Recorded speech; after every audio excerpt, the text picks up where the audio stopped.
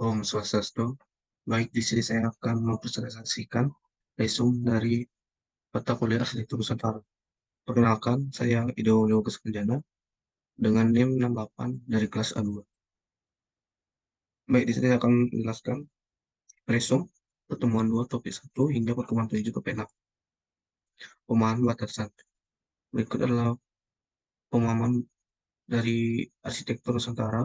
Kesimpulannya yaitu arsitektur Nusantara sebelum kemerdekaan adalah warisan tradisi yang terus berlanjut menawarkan konsistensi dalam bentuk dan prinsip desain yang khas Indonesia.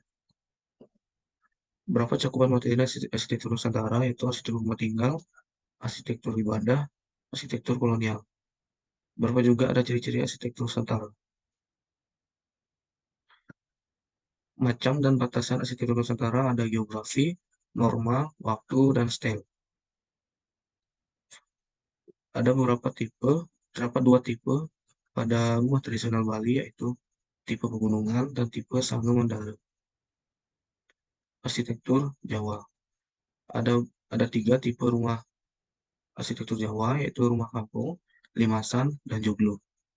Yang di kanan ini yaitu salah satu contoh rumah joglo yang terdapat pada Pendopo di Bantul, Yogyakarta, yang masih kokoh saat terjadi bencana yang terjadi pada beberapa tahun yang lalu.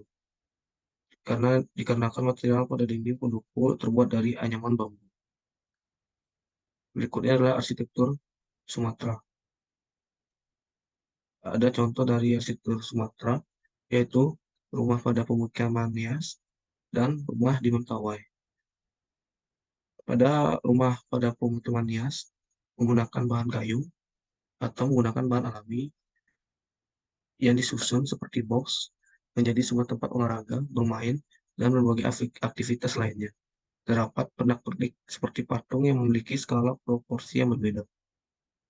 Yang pada rumah Mentawai, atap dan bangunan di Mentawai masih sangat sederhana dan disebut juga sebagai rumah panjang karena memiliki rumah seperti menyambung yang ditempati oleh beberapa orang.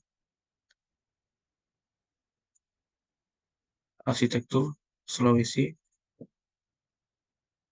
rumah pada pemukiman Nias dan rumah di Mentawai.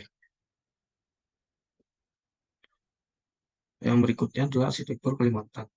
Tipe rumah Kalimantan ada 5, yaitu rumah panjang, rumah baloi, rumah lamin, rumah botang, dan rumah bungan tinggi.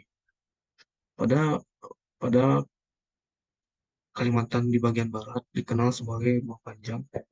Bagian tengah itu rumah betang ini. Untuk di bagian Kalimantan Selatan itu rumah bumbungan tinggi. Untuk di bagian timur nih itu terdapat rumah lamin. Untuk bagian Kalimantan Utara disebut juga dengan rumah baloi. Ada juga arsitektur Kalimantan, rumah bajo atau bajo house. Model dinamik struktur merupakan rumah yang dibangun di wilayah perairan. Dengan konsep seperti rumah panggung ini, dapat pada gambar di samping kiri. Dengan perhitungannya, tinggi tiang 242 cm, diameter tiang rata-rata 10 cm. Berikutnya adalah rumah batang atau lamin. Bentuk bentuk layout rumah batangnya seperti ini.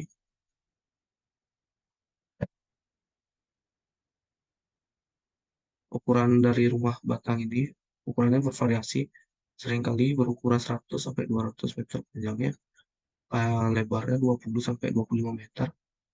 Nah, mampu menampung sekitar 60 keluarga.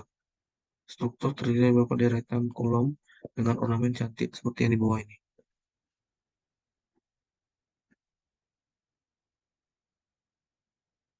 Berikut adalah arsitektur yang terdapat di Kalimantan Tengah, Palangkaraya. Terdapat rumah terapung atau yang dikenal sebagai lanting. Di Sungai Kahayan, Palangkaraya, ketika air sungai sedang pasang, pemilik rumah harus menarik rumah mereka ke tempat yang lebih dangkal. Biasanya rumah-rumah tersebut ditarik bersamaan sehingga membentuk barisan.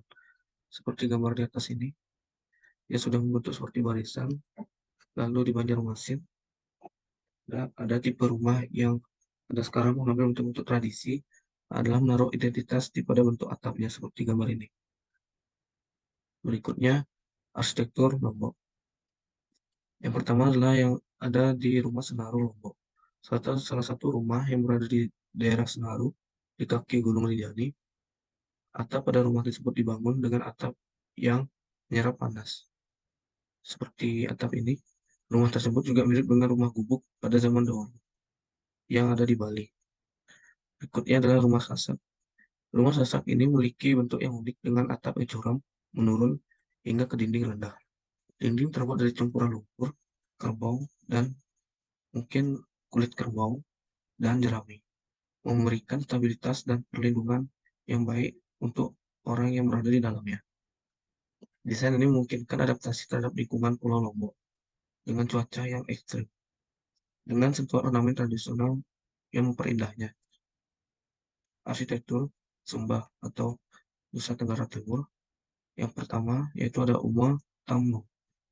Merupakan rumah adat yang ada di Sumba, memiliki orientasi laut dan juga gunung.